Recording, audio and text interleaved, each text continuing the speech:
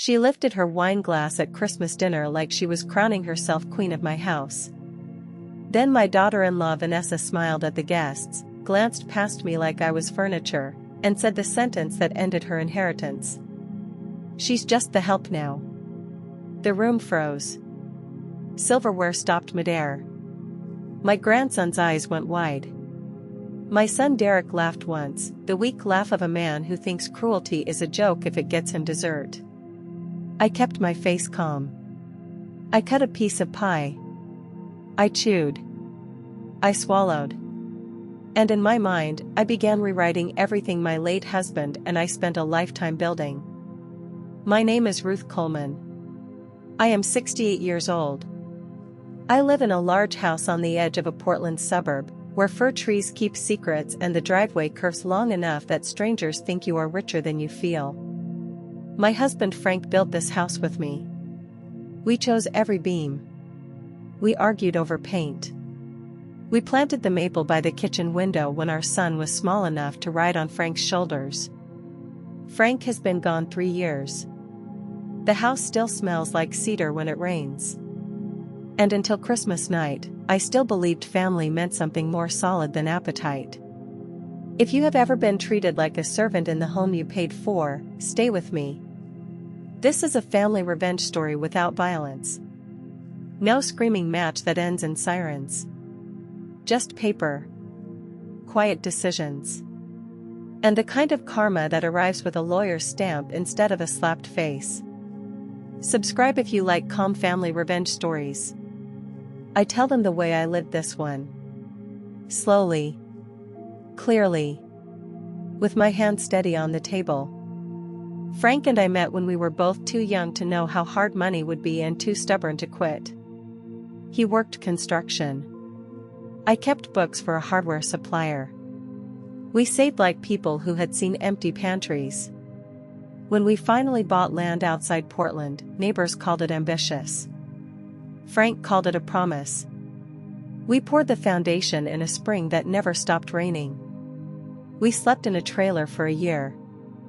I still remember the day we hung the front door and Frank said, "Ruth, this house will outlive both of us if we treat it like a marriage and not a trophy."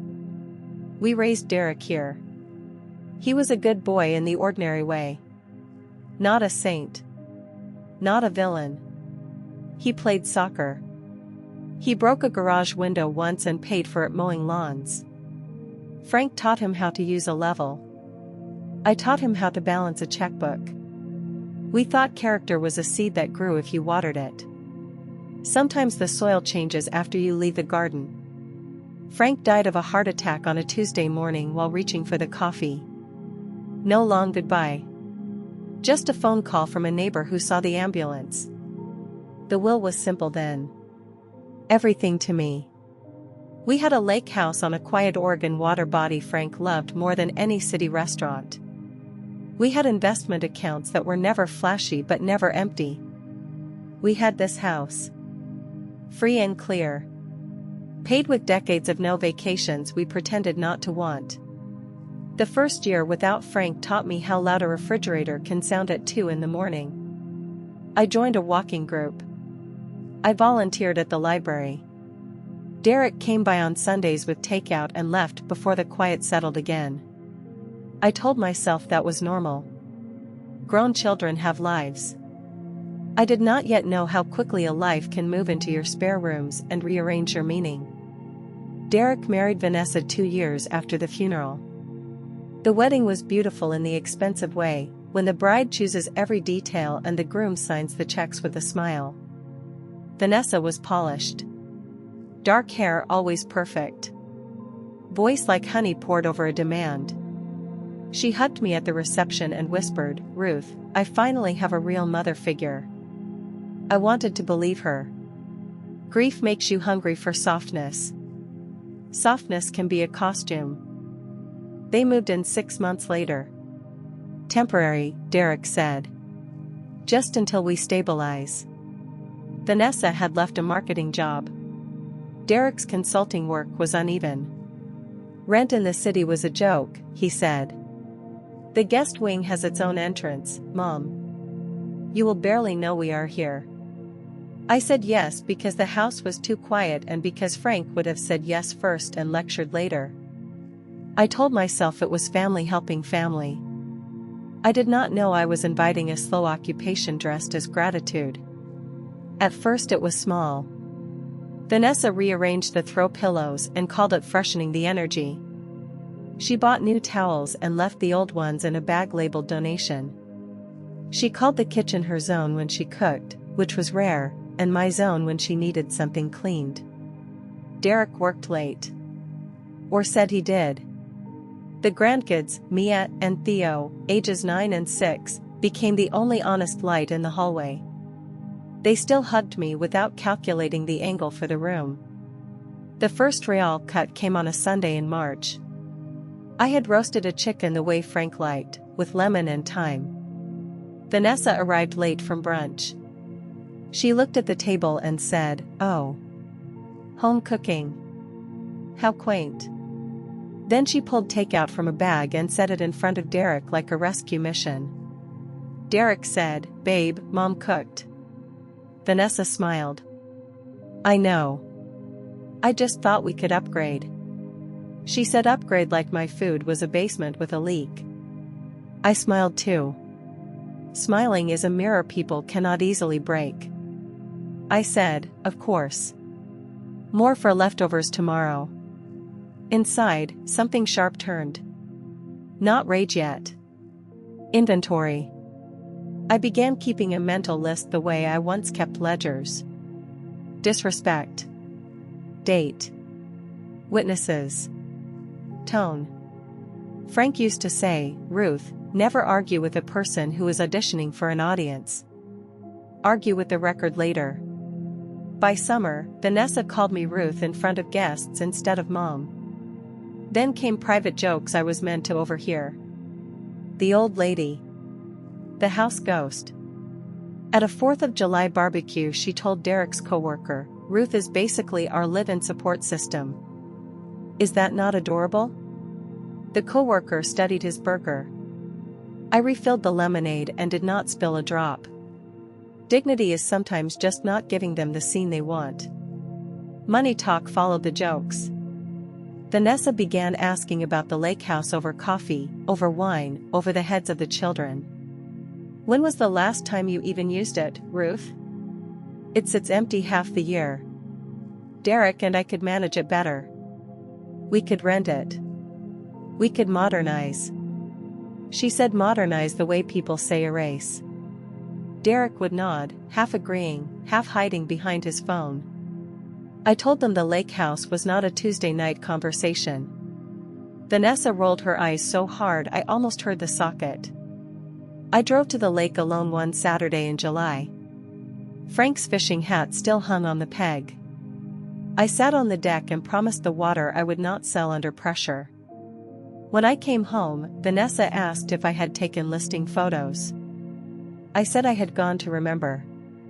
In August she redecorated the front hallway without asking. The photographs of Frank and me at the cabin came down while I was at the library. In their place went a large mirror and an abstract print that looked like expensive soup. When I asked where the photographs went, Vanessa said, "Storage." They felt dated. Guests need a clean first impression. "This is a family home," I said. She answered, "It is a shared home now." Shared. As if my name was not alone on the deed. Derek found me later in the garage over the box of frames. "Mom, can you just let her feel settled? She had a hard childhood. She needs control to feel safe." I said, "Safety is not the right to erase people." He sighed. "Please, Mom. For the kids. Always for the kids." As if the kids needed a blank wall more than a grandfather's face. The help language started as a joke in September. Vanessa had friends over for wine. I was loading the dishwasher because children still needed clean plates in the morning. One friend laughed and said, "You have staff?" Vanessa laughed louder. "Not staff. Just Ruth. She is basically the help with equity." They all laughed the way people laugh when meanness arrives dressed as wit. I closed the dishwasher gently. Equity. She used a financial word like a slap with perfume on it. I should have drawn a line that night. People always know what you should have done after the story is over. But I was raised to keep the peace at the table. I was raised to believe that if you endure long enough, love remembers its manners. That is a beautiful idea. It is also how good women get walked on until their shoes wear through. In October, Vanessa asked me to babysit so she and Derek could celebrate an anniversary. I said yes. We made popcorn. We built a fort. Theo fell asleep in my bed after a nightmare. When they returned, Vanessa was annoyed. He needs boundaries, Ruth. He cannot think your room is a second nursery. I said he had a nightmare. She said, then teach him toughness. I thought of Frank holding Derek through fevers. Toughness without tenderness is just fear wearing a costume.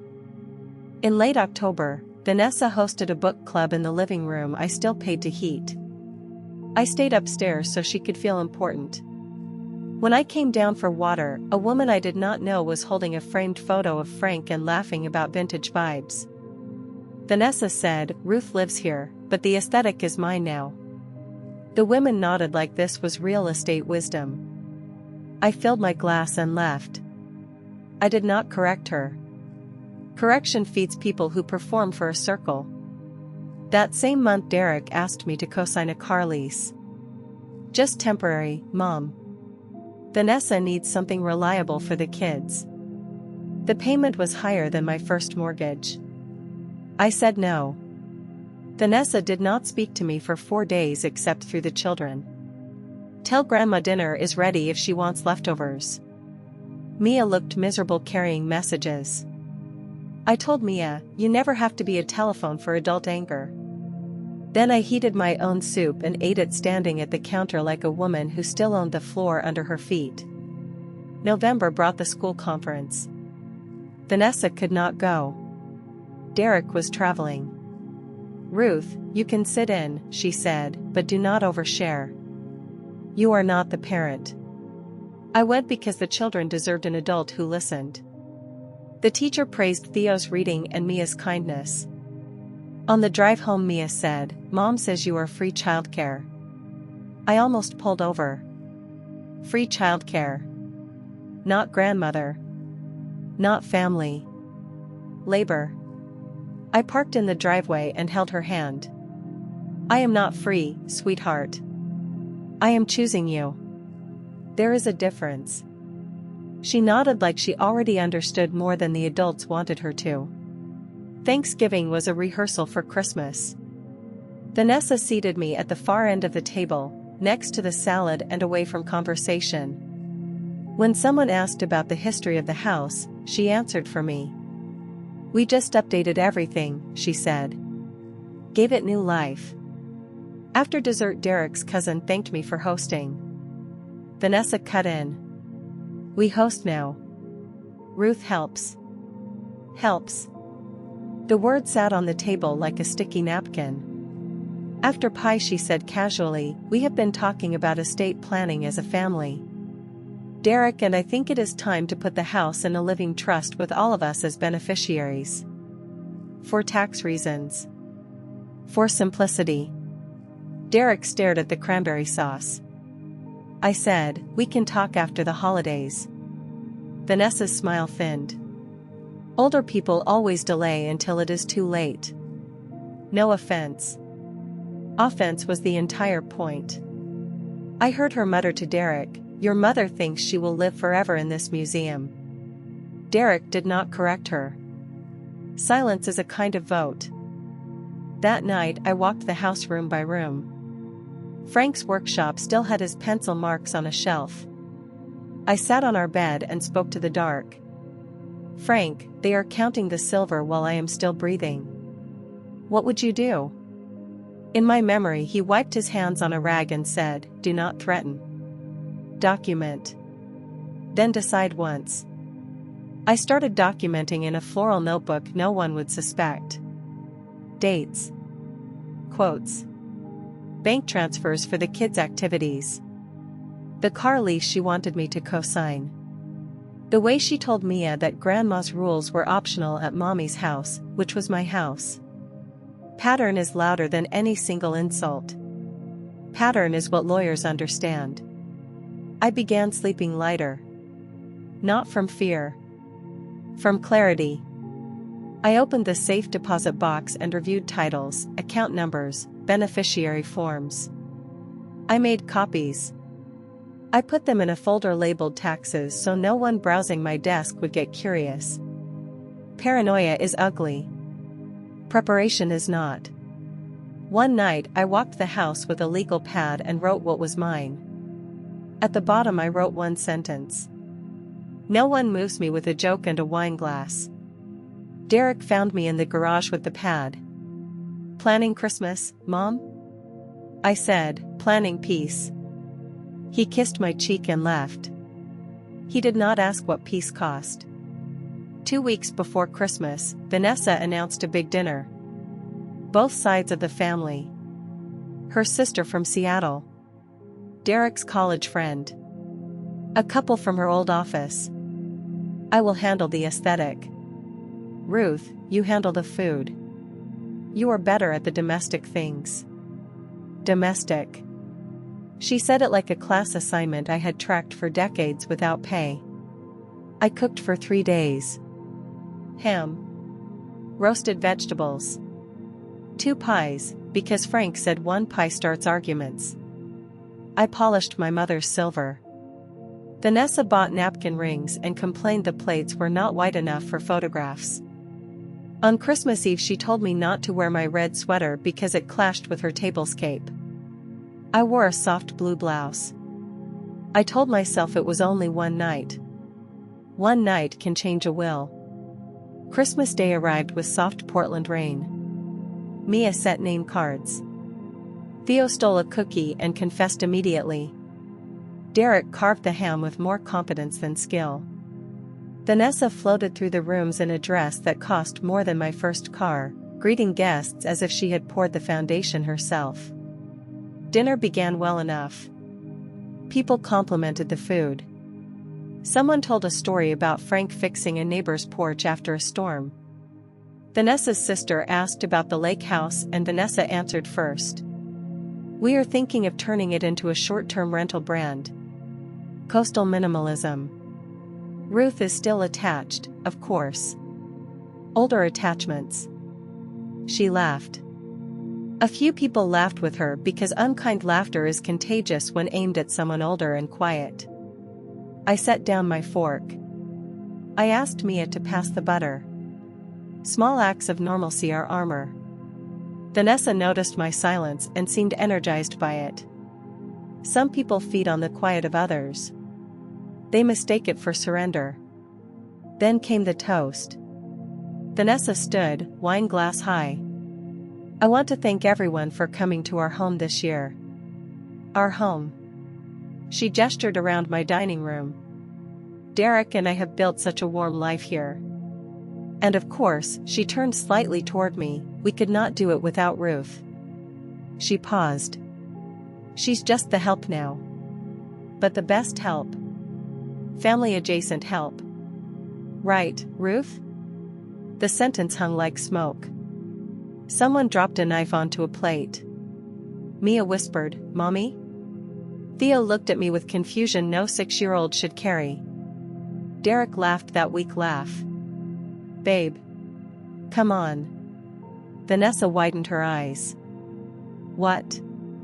It is a joke. Ruth knows I am kidding. She is basically staff with a bedroom. Everyone loves a practical mother-in-law. I could have thrown the wine. I could have ordered them into the rain. I could have cried for a different show. Instead, cold clarity settled over me, the same clarity from the morning Frank died when I answered the funeral director without shaking. Emotion can wait. Structure cannot. Paper can wait one night for a steady hand.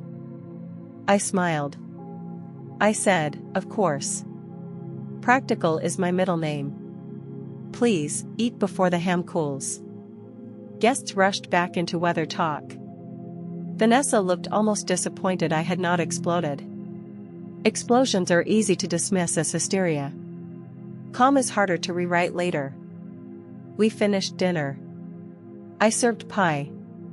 Vanessa photographed the dessert and tagged the house without asking. Derek talked football and avoided my eyes. When the last guest left, Vanessa stretched and said, "Finally. Staff can clean." She claimed she was joking. Derek told her to stop with no spine in his voice. I said I would finish the kitchen. I always finished the kitchen. When the counters were wiped, I went upstairs without slamming doors. I sat at Frank's desk and took out the folder labeled Estate, Ruth and Frank Coleman. Will. Deed. Accounts. Lake house paperwork. The architecture of a careful life. I read every page. Then I called my lawyer. Patricia Nguyen has been our attorney for 22 years. She does not panic. She does not work Christmas night unless the call is serious. I told her it was. I needed emergency revision, irrevocable trusts, beneficiary changes, and protection for grandchildren without funding adult entitlement. Patricia was quiet one breath. Then she said, "Ruth, 8 tomorrow morning. Bring identification, the current will, and a clear head." I said my head had never been clearer. I slept 4 hours, replaying the toast, Derek's laugh, and Mia's face. Frank's voice in my head said, "Decide once." In the morning I dressed carefully. Pearl earrings from our 30th. The blue blouse again. Dignity is a uniform when you move money without raising your voice. Patricia's office smelled like coffee and old paper. She did not rush me. She made tea. She opened a yellow pad. "Ruth, tell me what you want the next 10 years to look like if nobody is grateful. That is the only honest estate question." I said I wanted the children protected, the house unweaponized, and Vanessa unable to turn my grief into a business plan. The house remains mine for life, then a trust for Mia and Theo with restrictions so no parent can liquidate it for lifestyle. The lake house out of any plan benefiting Derek and Vanessa. Investment accounts restructured. Derek may receive a modest conditional bequest later for conduct, not control. Vanessa receives nothing. Not a teaspoon. Not a sentimental mention. Patricia nodded once. Then we work. She explained irrevocable trusts in plain language. Once funded, I could not reverse certain transfers for holiday guilt. That was the point. She asked if I was acting in anger. I said pattern recognition. Anger is hot and makes bad signatures. This was cold math with a moral spine. She almost smiled. Hot clients change their minds by February. Cold clients sleep at night. We spent 3 hours drafting and reading every sentence aloud. Beneficiary forms for the brokerage accounts. The lake house into a trust designed for Mia and Theo with purpose language no parent could casually undo. Letters of instruction. A new will that matched the trust so nothing fought itself in probate later. Patricia said, "Some children will call this cruel." I said, "Cruel was calling me the help in front of my grandchildren while eating food I cooked in a house I own. This is boundary with stationery." I signed until my hand ached. Notarized. Witnessed. Copies filed. My hand did not shake on the last page. Patricia looked at me over her glasses. "People will still live in your house until you change that too. Leases. Rules. Timelines. Paper is only as strong as the door you are willing to close. Expect a storm when they learn." I said, "They already made weather. I am just putting on a coat." "Call me before you accept any papers they invent," she said. I promised. Phase 1 was inheritance. Phase 2 would be living arrangements if respect did not return. I would not announce either like a soap opera. Announcements give opponents time to perform. On the drive home I felt lighter and older, as if I had set down a suitcase I did not know I was carrying. Changing a will is not cartoon revenge. It is refusing to finance your own humiliation after you are gone. Some people wait for heaven to sort the wicked. I prefer filing cabinets. Derek texted. Where are you? Vanessa wants help with return boxes. I replied, errands. Back later. No explanation. Explanation is a gift for people who earned curiosity. When I walked in, Vanessa was on the couch scrolling. Can you start the laundry? The towels are disgusting, I said, after I change. She glanced at the pearls. You look dressed up for errands. Lunch with widows? I said, something like that. She went back to her screen. She did not fear me. She did not imagine I had an interior life capable of consequence.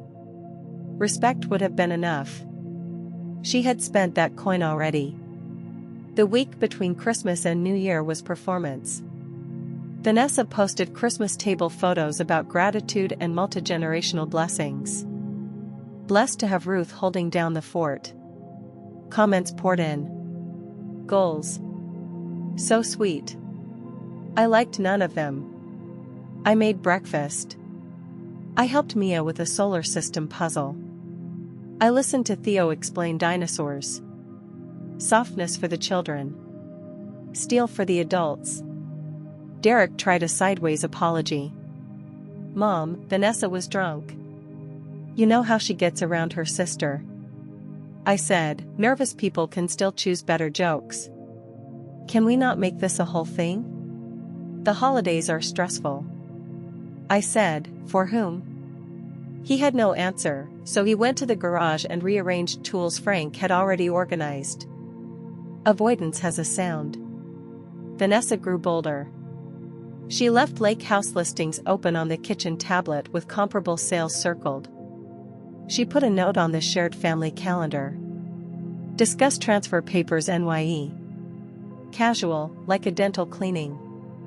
Transfer papers. She had written the ending of my life while I still cooked her eggs. I sent Patricia a screenshot. She replied, good. Let her expect a different kind of paper. On December 30th I called Derek into the study alone. Your wife announced I am the help. You laughed. You have lived here rent-free with utilities, groceries, and a built-in grandmother.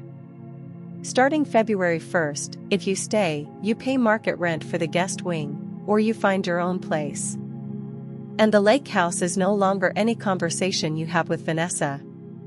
Not branding. Not rentals. Not modernizing my memory into her portfolio. Derek turned red. Mom, you cannot just. I raised the hand that signed the documents. I can. I own it. He sputtered about Frank and what Dad would want. I said, your father would want his wife respected at her own table. He left angry. Anger can teach if a person enrolls. I was done tutoring without tuition. That night Vanessa yelled in the guest wing. Controlling. Hoarding. Punishing me for a joke. Derek's replies muffled. I put on headphones and a piano playlist. I did not need their script. I already had mine, notarized. New Year's Eve came with forced cheer. Vanessa insisted on a small party. Close friends, she said, meaning enough witnesses. She ordered catering so I would not, in her words, play kitchen maid again. Even her kindness arrived coated in insult. I let her order. The real work was done. By 8, string lights claimed my ceiling. Guests arrived with bottles. Mia and Theo could stay until 10, then a sitter upstairs. I refilled water. I watched Vanessa glitter and narrate her year as triumph. At 9:30 she clinked a glass. Attention, everyone. Before midnight, a little family business. Ruth and I have been talking about simplifying the estate. Derek and I are ready for more responsibility. Ruth deserves rest. She pulled a thin folder from under a magazine. Basic transfer outlines for the lake house and the accounts. We can sign intentions tonight and formalize in January. The room went polite and hungry. People love watching other families handle money. Derek looked sick. Babe, maybe not now. Vanessa ignored him. Momentum was her drug. I stood slowly. I set my water down without a sound. May I see the folder? She handed it over with a flourish. Amateur documents. Internet legal language. Wish list formatted to look official. My name misspelled once. A cartoon of power. I closed the folder and smiled the same calm smile from Christmas. How thoughtful, I said. But those papers are unnecessary. The estate was restructured the morning after Christmas. With my attorney. Noticed. Signed. Funded where it needed funding. The lake house is in a trust for Mia and Theo. The investment accounts are no longer directed toward you or Derek as primary beneficiaries. My will was updated to match so the pieces do not fight each other later. You are not in it, Vanessa. Derek's position is limited and conditional on conduct over time, not on marriage to you, not on living in my guest wing, not on toasts. There will be no transfer papers tonight. There will be no transfer papers later. The help, as you called me, does not sign her life over to the people who mock her for maintaining it. Silence filled the room like a living thing. Vanessa's face moved through confusion, disbelief, heat. She laughed, high and brittle. You are joking. You cannot do that without us. We live here. We are family. I said, family is a behavior, not a password into someone else's house. And yes, I can. Patricia Gwen and Hart handled everything. Request what you are entitled to see through counsel. Spoiler. It will not be much. Not the lake. Not the accounts you circled like a shopping list. Derek sat hard on a chair arm. Mom. Please. In front of people. I said, Christmas was in front of people. Accuracy is not a private luxury after public humiliation. A friend muttered into champagne. The sitter appeared on the stairs and retreated from the wrong movie. Vanessa stepped closer. You cannot cut your son out because feelings got hurt over a toast. That is elder spite. I will contest this. I raised one finger. Contest what you have standing to contest. Speak to a real lawyer. Until then, lower your voice in my house. The children are upstairs. She turned on Derek. Fix this. Call her bluff. He looked 12 again. Mom, can we talk alone? Tomorrow, I said. Office hours. Tonight is a party, according to your wife. I sat. I sipped water. My hands were steady. Steady hands mean the decision was made before the performance. Vanessa left. A door slammed. A suitcase zipper fought its teeth. Guests collected coats and thin apologies. Happy New Year, maybe, somewhere else. Derek stood on the rug between his mother and his marriage with no map. I said gently, you can stay the night. You can also grow up. Those are separate choices. Midnight came without countdown. I drank tea in the kitchen while fireworks popped in the distance. Patricia messaged at 11:58. Happy New Year. Paper holds. I replied, paper held. Thank you. I checked the sleeping children, adjusted Theo's blanket, and slept 6 full hours. Sleep is a verdict. The body agrees with the mind. January 1st was gray and honest. Derek came to the kitchen looking like a man who lost all night. Vanessa was packing for her sister in Seattle to clear her head, he said, which means reality audited the plan. I poured coffee. He held the mug with both hands. Mom, was it always going to end like this? No, I said. It was going to end with respect or consequences. She chose the toast. You chose the laugh. I chose the will. He flinched. I love her. Loving someone does not require funding their contempt, I said. Love her in an apartment you both pay for. Love is not a deed. Love is not my checkbook. He asked about the kids. Always the right question, even late. Mia and Theo are protected. The lake house will be there for summers and quiet weekends, not for flipping or branding. If you rebuild trust, we talk about time, not title. Time with your children here. Title is closed. Title is a fact feelings cannot erase. Vanessa came down with a suitcase and sunglasses indoors. You think you won. Old women always think paper is power. People will see what you are. Bitter. Controlling. I said, people saw what you were on Christmas under good lighting. I simply filed it. Filing is memory with a spine. She waited for Derek to restore her. He said, we should go. Cool off. She laughed. Talk. Your mother already talked to a lawyer. That is her love language now. She walked out. The door clicked softly. Sometimes endings are quieter than the insults that caused them. Derek left that afternoon with a duffel and a promise to call. The house exhaled. I stood in the dining room and ran my palm along the table Frank sanded by hand. I did not feel fireworks triumph. I felt aligned.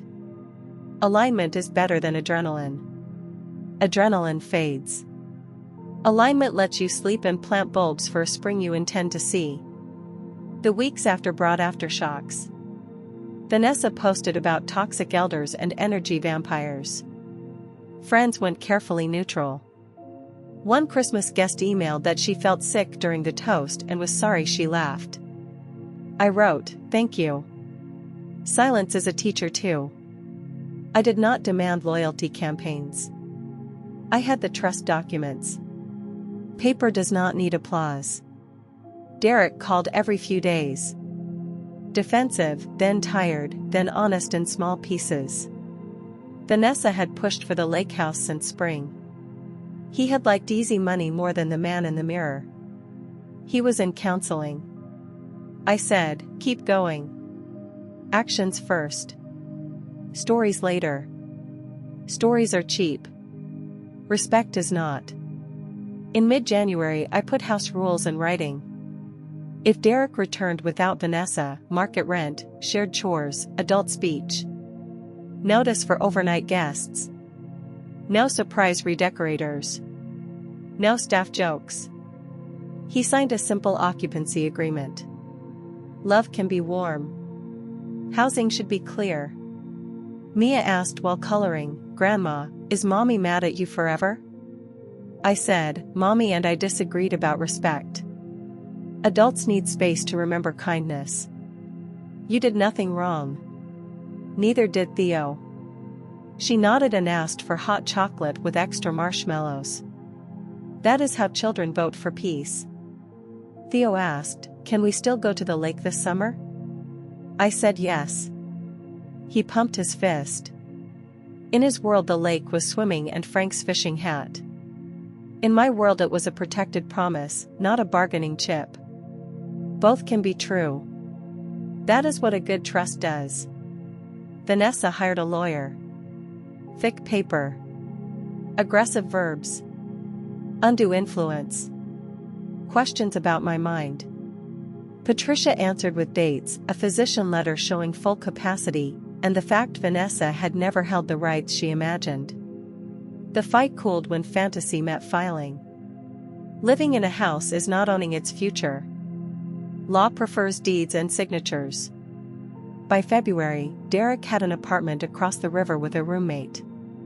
Not glamorous. Honest. He took the kids on weekends with new seriousness. He repaid a small loan for Theo's braces without being asked twice. He still loved Vanessa. Love is not a faucet. But he stopped translating her hunger into my obligation. Growth arrives in inches. They separated in March. I did not celebrate. Divorce is grief even when necessary. I sent no gloating messages. I kept the children's snacks and stories steady. At school pickup on Vanessa's days, I was polite at the curb. Polite is not weak. Polite refuses to let chaos write your manners for watching children. One April evening, Derek brought Thai food Frank used to like. We sat under the maple. I keep replaying Christmas, he said. I should have stood up. Yes, I said. I thought peace would settle everything. Peace without dignity is quiet damage with better table manners, I said. We ate. Silence with my son felt like repair beginning, not avoidance. He asked if he would be in the will again as before. I told the truth. Grandchildren remain primary. Any future share for you reflects years of conduct, not one apology dinner. I will not be managed by guilt. I will notice patterns. He said fair in a voice that hurt. Fairness hurts when you lived on exception and called it love. I rehung Frank's photographs in the hallway. The soup print went to donation. I hired a student for heavy garden work and paid her properly, because labor deserves wages and a name, not mockery. In May I visited the lake house alone, sat in Frank's chair while water argued with stones, and whispered, I decided once. I did not need Vanessa's public apology on social media. I needed ordinary peace no longer negotiated with someone who saw me as staff. People ask if I feel guilty. I do not. Guilt is for harm without necessity. I chose boundaries after patience failed and after a public demotion at my own table. That is stewardship. Love with a long memory and a locked drawer. Vanessa confused access with ownership and charm with character. Derek outsourced his spine for temporary peace and is buying it back in smaller choices. I am a widow who refused demotion after a toast designed to shrink her. The house is quieter now. The good kind. Mia drew all of us at the lake, Vanessa included, because children forgive faster. I left it on the fridge. Forgiveness in art is allowed. Access to deeds is earned. On Frank's anniversary, Derek brought market flowers and did not check his phone. We walked the property line talking repairs and weather and the kids. At the maple he said, Dad would have been proud of you. I said, he would have been impatient with how long it took, then backed my play. Derek smiled, sad and real. Yeah. He hated unfinished respect. I keep the Christmas toast as a marker on a map, not a wound I lick for salt. Here is where I stopped confusing endurance with love. Here is where useful stopped meaning valued. Here is where paper became my peace and my refusal to underwrite my own erasure. If you are folding laundry in a house that no longer feels like yours, hear me. You are not required to subsidize your own erasure. You are not bitter for wanting respect at the table you set. You are not cruel for changing a wool when someone shows you who they are between salad and pie. Document. Decide once. Stay calm enough to sign your name clearly. Calm is not weakness. Calm is how you make the future hold. And if you live under a roof you did not build, remember this. Gratitude is a practice, not a trap. The people who raised you are not staff. They have histories in the walls and names on the deeds. Speak to them like that. Before a lawyer has to. Before a toast chooses for everyone. In the years after Frank died, people offered casseroles and advice in the same breath. Sell the big house. Downsize. Join a cruise. Move near Derek. Everyone had a plan for my square footage and none for my dignity. I kept the house because the maple still threw shade on the kitchen table in July and because grief does not always need a smaller address. Vanessa treated that choice like an invitation. She did not see a widow holding memory. She saw unused rooms and soft targets. I want you to understand the quiet math of living with people who belittle you in your own kitchen. You count the days you swallowed comments. You count the nights you rewrote conversations in your head. You count how many times you almost said enough and chose the children instead. Then one public sentence breaks the arithmetic. She is just the help now. Help does not get a vote. Help does not hold the deed. Help packs bags when the season ends. I was never help. I was the foundation under their temporary life, and foundations do not apologize for holding weight. After the will was changed, I did not celebrate with champagne. I made tea. I sat by the window and watched rain polish the driveway. Frank used to say justice is often boring on the day it arrives. No orchestra. Just correct paperwork and a quieter pulse. He was right. The loudest people in a family revenge story are usually the ones who lose. The calm ones are busy signing. My name is Ruth Coleman. I am 68. I still make too much pie. I still talk to Frank when the house creaks. I still believe family can be beautiful when it is brave enough to be decent without an audience. This was my quiet revenge. No violence. No meltdown for strangers. Just a will, a trust, a new year with the truth already filed, and a dining room that remembers who cooks and who owns the chairs. If this story found you after a holiday table where your name became a punchline, keep your voice low and your documents close. Call a real attorney in your state. Do not take legal advice from a stranger on the internet, including me. Take courage. Take inventory. Take back the right to decide what happens to the life you built. If this family revenge story stayed with you, stay with me. Subscribe to True Revenge Stories for more family revenge stories every day. Hidden family revenge. Betrayal stories. Karma stories.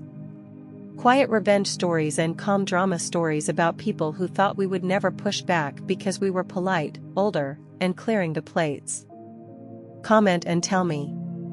Would you have changed the will that night, or waited for another insult and another season?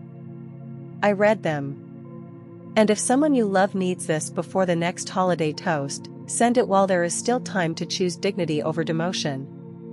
Thank you for listening to the end. Take care of your peace. Take care of your papers. And never let anyone reduce you to the help in the home you built with your own hands and your own years. This is Ruth. Good night.